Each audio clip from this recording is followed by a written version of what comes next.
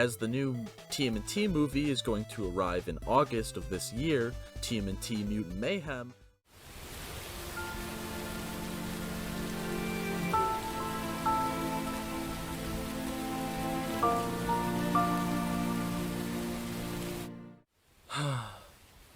Hi guys, I have something to rant about.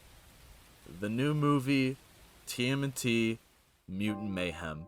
A movie I was very excited to see come out, being the new big blockbuster movie for the TMNT franchise, the last one being the live-action movies. So with the news of this one coming out 7 years later from the last big screen movie, I was excited. And God, was that a mistake. Yes, I know that Rise and the crossover with Batman were the last movies to come out, but one was released on Netflix following the Rise show, and the other being a crossover with Batman, and both of them not being released onto the big screen. Everyone knows the live-action TMNT movies are basically the worst iteration of the TMNT IP. Meaning that a new TMNT movie to come out doesn't really have that much competition.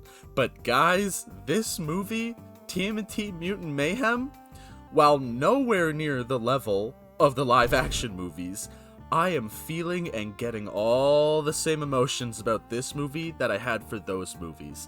The lovable TMNT characters you and I both know and cherish were not represented well in this movie at all. Now, that's not to say it was inherently a bad movie. I thought it was a good movie. Was it a good TMNT movie? Fuck no. And here's why.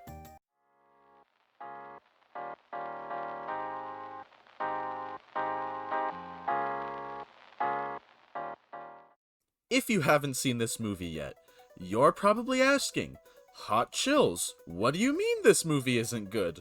The trailers make it look so fun, and the cast for this movie is huge, with some of my favorite actors in it, so how could it be shit? Oh, I know. Trust me, I know.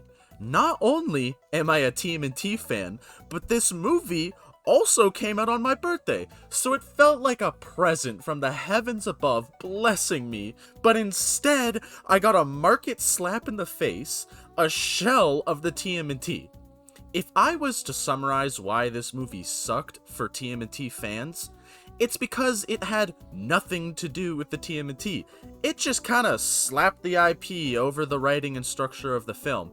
While watching the film, the thought that I think most TMNT fans will have is, this didn't need to be a TMNT movie. You could have used any other character to fill the shoes of what this movie was. And I personally really tried to like this movie and look for reasons or things that made me go, you know what?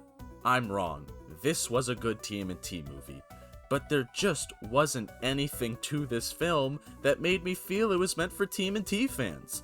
It felt more like it was meant to appeal to a wider audience to bring in more money, which is fine, I guess. I'm not even sure where I should start to explain why this just wasn't a good TMNT movie. I don't know. Maybe I'll start with the designs of everyone. So, when I first saw what the brothers looked like from all the trailers that came out, I was not that impressed. But I thought that this design was meant to be a reflection of how hormones work. While you're a teen, since your body is going through such big changes with puberty, you'll look somewhat unrefined until the hormones chill out when you hit around your 20s. In my head, I had the idea that this was the plan for the design of this new line of TMNT brothers. And I would see some people basically saying that this design is like one of the worst designs we've seen for the franchise so far. And in my head, I fought to give the team credit that worked on this movie, that they're actually doing this for some bigger reason, but god damn was I wrong.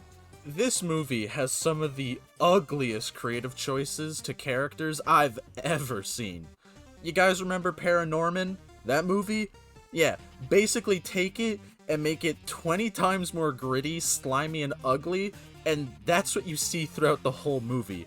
no one had symmetrical features to them in this movie at all. Everyone looked like they were hit over the head repeatedly until they became something that shouldn't be alive. The best way I think I can describe how they looked is this image of an AI-generated gamer, yet it still somehow looked better than them. To be clear, this is how all the humans looked, though. I mean, all the other mutants still had features that made them look ugly in the same way as the humans, and so did the brothers and Splinter and all that, but yeah. Basically nothing looked pleasant character choice-wise, especially the humans, and I think I know why.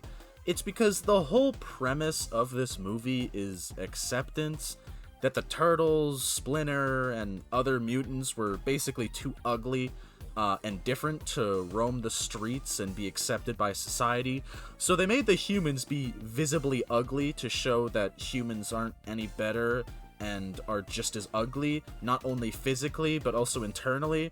Which, I mean, that's nice and all for the messaging, for the kids, but Jesus Christ, you couldn't have turned down the ugly meter at all? Good God.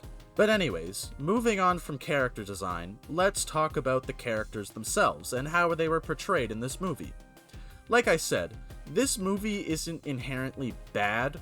It tells a compelling story of how the brothers are constantly told by Master Splinter not to leave the sewer because it's a cruel place and humans aren't meant to be trusted.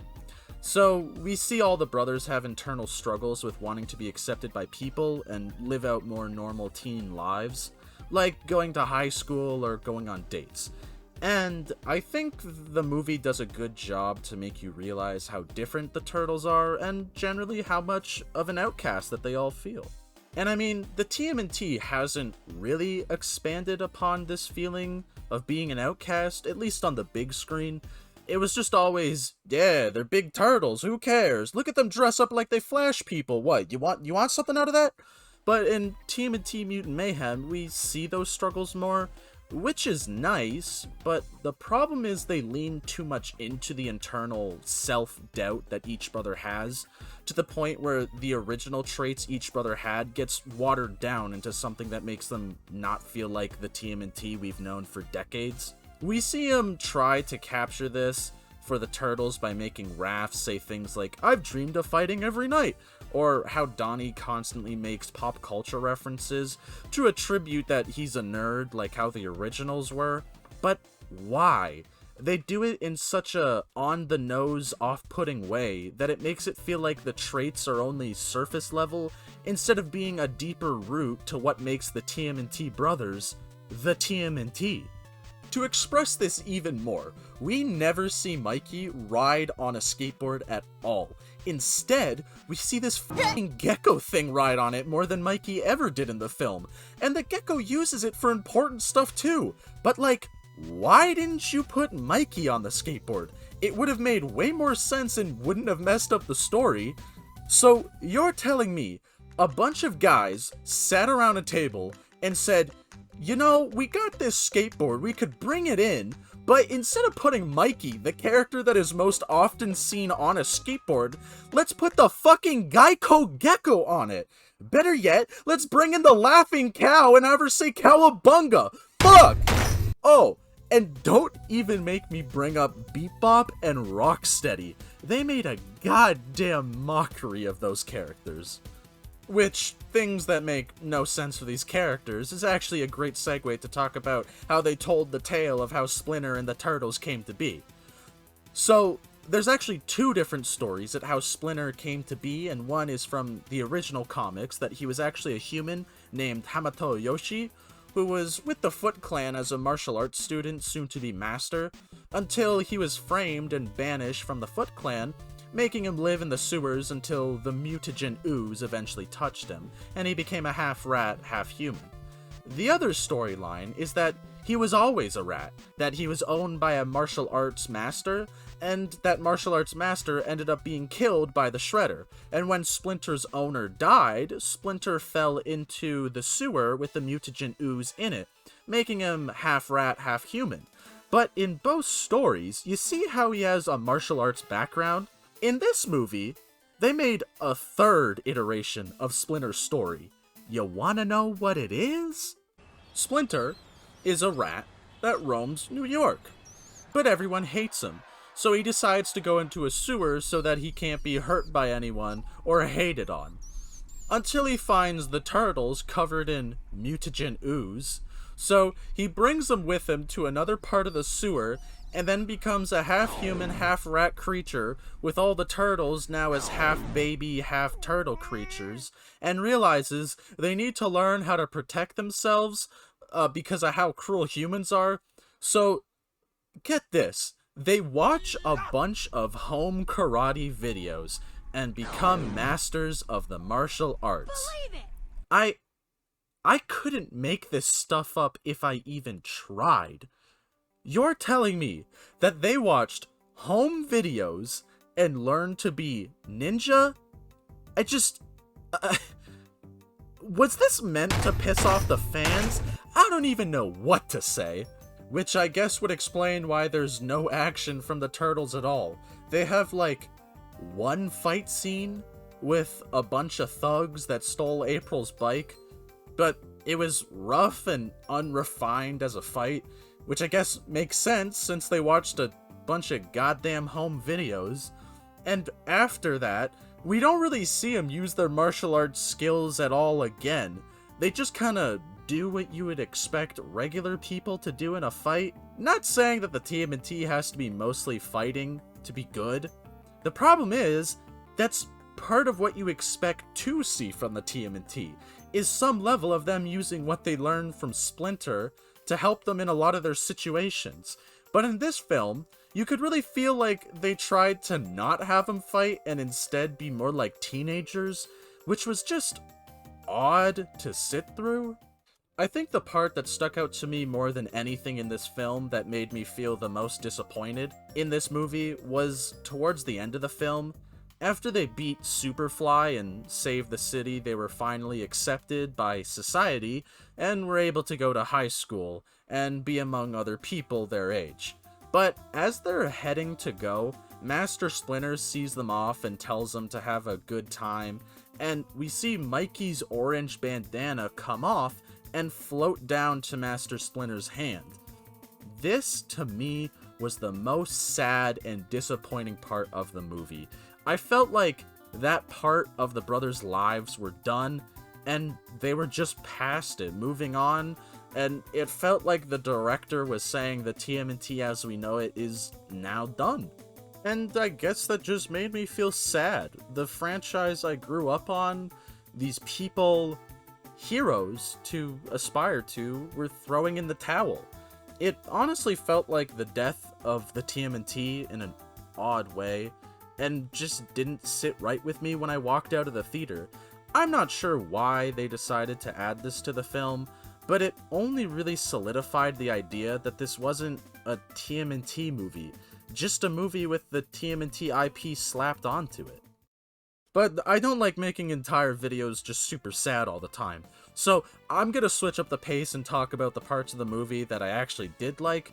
The movie had complex problems for the turtles, one of them, the big one, being feeling accepted for who you are, and in a time where people are confused about how to accept themselves either as a man, woman, or non-binary, it was nice to see the story implemented in an easy way to relate and understand this eternal problem that not only the turtles felt, but each important character we saw on the screen felt. Like with the main antagonist in the film being this guy named Superfly, who is so fed up with humans and how they treat him and his family, so he plans to make every animal on Earth a mutant, so that all the humans will know what it's like to be in a constant fear of not being accepted by others. But the thing is, until the end of the film, he's not really a bad guy. He feels that there's just no other way for him to enjoy life like everyone else, other than doing this, which creates even more conflict for the rest of the family, not knowing if they should go along with his plan or learn to live with the cards they're dealt and just live with the humans. Overall, just making the story and struggles these characters felt make more sense, especially with the B-plot of the turtles not knowing how to fit in, and constantly trying to do so, considering the gravity of them being giant turtles in a human-based society. Like I said, it's a side that's not often explored, but was nice to see fleshed out.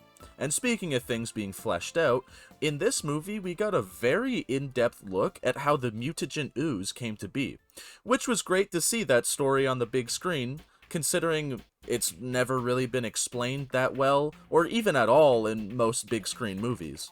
But, for me, this was probably one of my favorite scenes in the movie because, as a kid, I always wondered where the ooze came from, and seeing it felt refreshing to finally have some clarity on it. The final thing I liked about this movie was actually April O'Neil, which may come as a surprise because she's not the most compelling character in the film, but in past TMNT movies and shows, April has kind of just always been this fill-in character to me, the human that's used when it makes sense to bring into the storyline for the TMNT. But this movie decided to expand upon her and not have her be so one-dimensional, giving her actual reasons as to why she's fine with the TMNT brothers and her overall reasons as to why she helps them in the first place. She's not, like I said, the most interesting character to follow, but she has her moments that made her feel relatable to, I guess, some extent. Except for a certain barfing scene that went on for way too long. And they decided to follow the same path as the TMNT Rise show went, which is they both wear glasses. So I guess the question now is this a movie I would suggest you watch? Yes and no. If you're someone who just happened to stumble onto this video but you aren't the biggest TMNT fan, hi, I hope you stick around for more videos. If you want something to watch with your family or maybe a significant other in your life, sure, why not? It's not a horrible movie by any means, but as a TMNT fan, I would keep your expectations low for this film. It really takes a different angle on the TMNT universe and, in my opinion, makes it kind of bad and disappointing. Maybe later on they'll make this universe better and this was just a different origin story, but we'll pick up in the following years. I mean, they kinda tease and show Shredder in the after credits, implying that there's gonna be a second movie to come out, which at this point I'm not sure if it's going to be the savior to put these movies back on track to the TMNT we know, or if they'll just make the films even worse with a goofy like Shredder. So, I guess go see the movie, because it's a new TMNT movie, but just know when you're walking in, you could most likely regret it like I have. And that's the end of the video. I hope you guys enjoyed it. I certainly didn't enjoy watching the movie, but if you did, maybe leave a like, sub, or comment. I do genuinely like reading through what you guys have to say in the comments.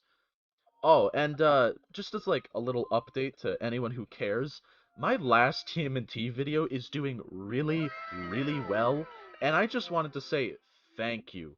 Thank you so much. I feel like my dreams are starting to become a reality of becoming a YouTuber, and it's going by super quickly, and that's partially thanks to you guys. I have more videos on the way, but I might take a little bit of a break posting about TMNT as there are other movies I want to talk about, and I hope that doesn't stifle any of the traction I'm getting, so I hope you guys stick around for those. But, anyways, like I said, thank you so much, like, truly thank you so much, and, yeah, see ya.